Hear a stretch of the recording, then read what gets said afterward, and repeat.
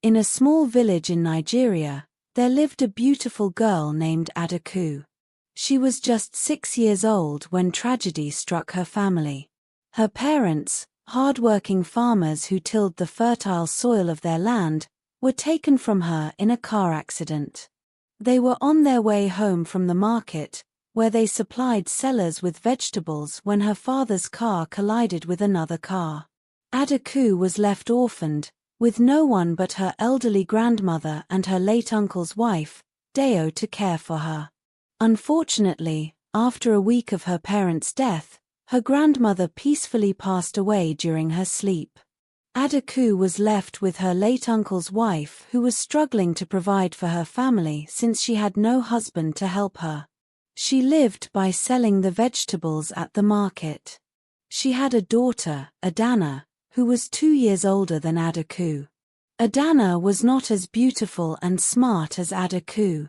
People in the village would often compliment Adaku, not her daughter, Adana. She started to get jealous of Adaku's beauty and intelligence and mistreated her as a result. Adaku had to fetch the woods and water alone. Her daughter, Adana, will be left to play with other children. When Adaku asks her late uncle's wife why she is the only one who does the chores, she shouts at her and tells her that she is doing her a favor by letting her stay with her. If she does not want to do as told, she must go back to her home and live alone. Adaku was scared to live alone, so she did everything she was told to do.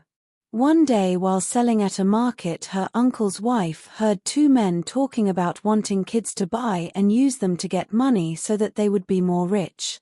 When she heard the word rich, she was interested in selling Adaku. She always wanted to be rich and stay in a beautiful modern house, so this was her way to achieve that goal. She just had to come up with a convincing story about Adaku's disappearance to avoid being judged by the people in the village. She sat down and thought carefully of a story that people would believe.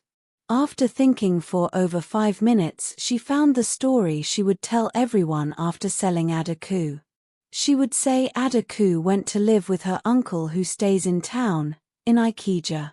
So after coming up with that story, she looked for those 2 men only to find that they were nowhere to be found. Because it was already evening, she decided to go back home. Upon arriving, she told Adaku to pack her clothes.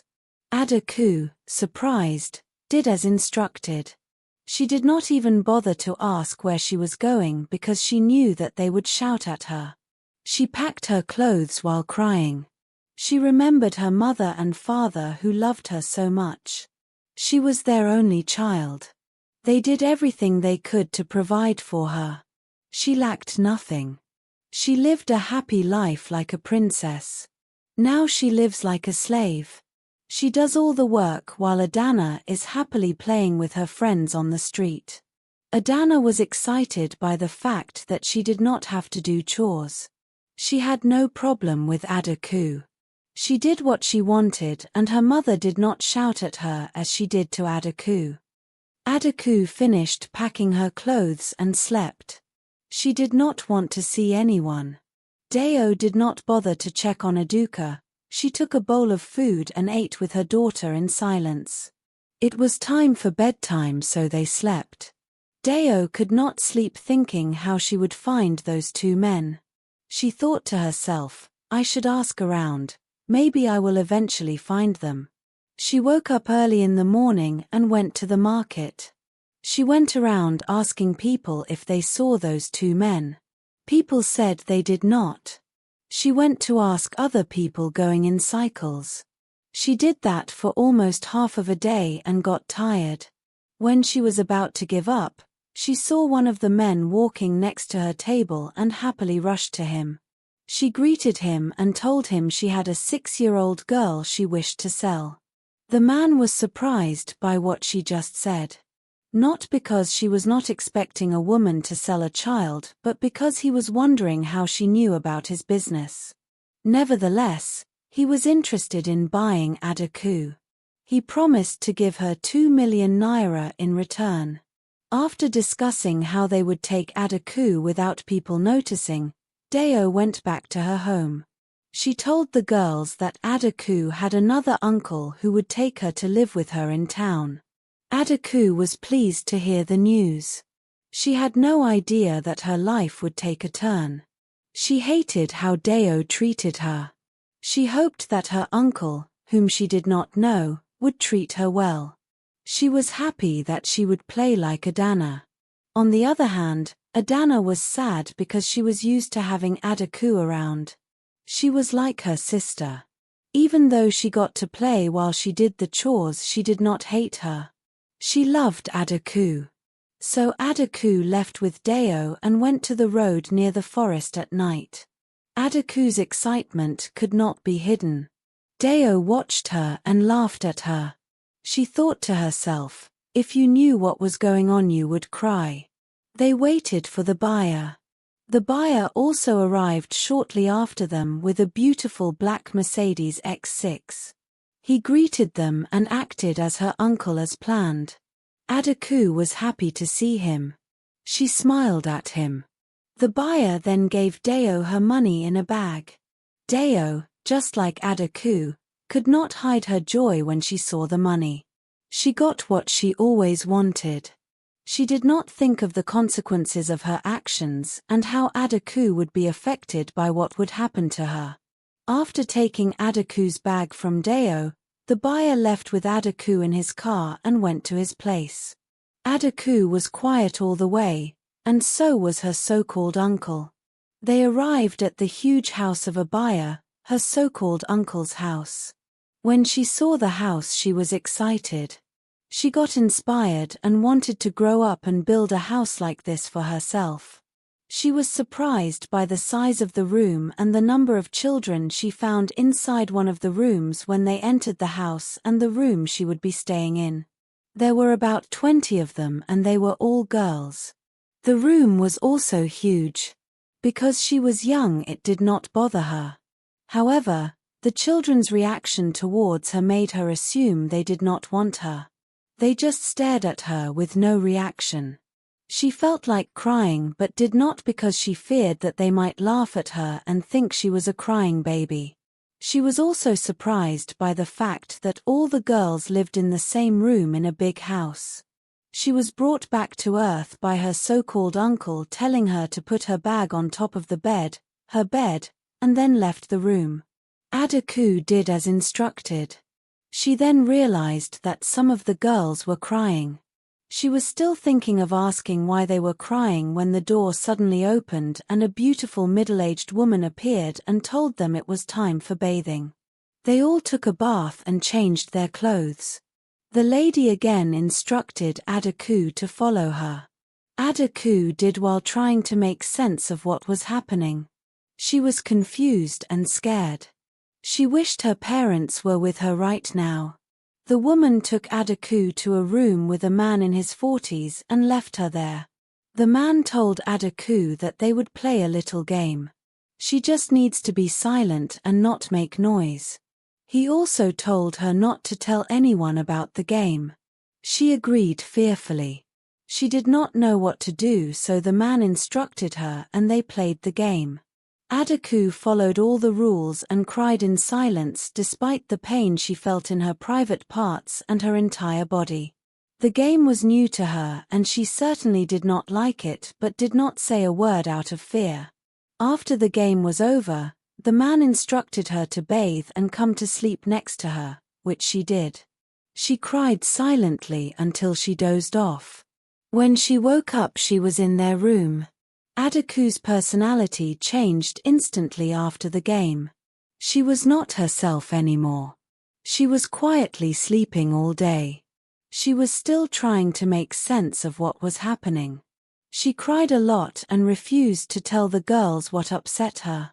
Her so-called uncle was nowhere to be found. During the following night, she was called to play the game which she did not like but had no say at all. Every night she would be called to play the game with different men. She wished someone would take her away from the place.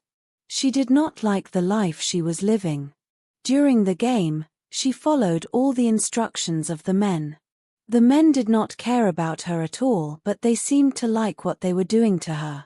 The other girls eventually played the game and were all traumatized. They all cried in silence and no one would share what was happening during the night. They lost their childhood and virginity along with Adaku. They grew up playing the game until they understood that this was not a game. They were being molested. They lost all hope in life and accepted their fate. When Adaku was 12 years old, her body was almost fully developed. She started getting her menstrual periods and did not tell anyone because she thought she was sick or there was something wrong with her private part again. She also thought so after playing the game for the first time. Since they had no TV, radio, or cell phones and were not allowed to go to school, she knew nothing about menstruation. They were only allowed to play games like chess and other games. So she kept the incident to herself. She did not even tell her friends, the other girls she stays with in a room. So she got pregnant after playing a game with one of the many men. At first, Adaku had no idea that she was pregnant, so tried to hide her growing tummy. The men who played with her started to notice a change in her body and eventually noticed her pregnancy. However, they did not stop playing with her. One of the men asked her what she would do with her pregnancy and she was confused. She did not understand what he meant and kept quiet as a result. She only understood pregnancy after the lady who was assigned to manage them talked to her regarding her pregnancy. She went to the pharmacy and brought misoprostol pills and then called Adaku to her room. She first made Adaku understands what pregnancy was and meant for her. It sounded scary to her but surprisingly exciting too. She was happy that she would have a baby. She hoped she would give birth to a baby boy who wouldn't experience what she experienced. Interestingly, she believes that her baby boy will grow up to be a strong man and save her. He was her hope. What the lady said to her broke her heart into many pieces and shattered her hope. She gave her abortion pills and misoprostol and instructed her to drink them after explaining the concept of abortion. She did not want to, so she begged her not to, but she persisted in forcing her to take the pills, so she did with a devastated heart. The lady also commanded that she remain in her room until the baby was aborted. Adaku complied and immediately felt numb. She could not take the pain and torture anymore. Shortly after 5 hours, she felt unbearable pain in her stomach, severe cramping, and lower back ache. So she sat down and saw blood flowing on her legs. She screamed and cried, saying, "Oh, my baby boy." The lady waited until the abortion was done, carried Adaku to the bathroom and put her inside the bathtub. She instructed her to bathe and left her there with clothes to wear. She cleaned the room. Adaku started having abdominal pains and bleeding following the abortion. She was not fine at all, but she had to be strong. She did play the game but could not anymore because of her condition. A doctor was called to diagnose and treat her illnesses. The doctor found out that she was suffering from the side effects of the misoprostol pill. She gave her medication that would help.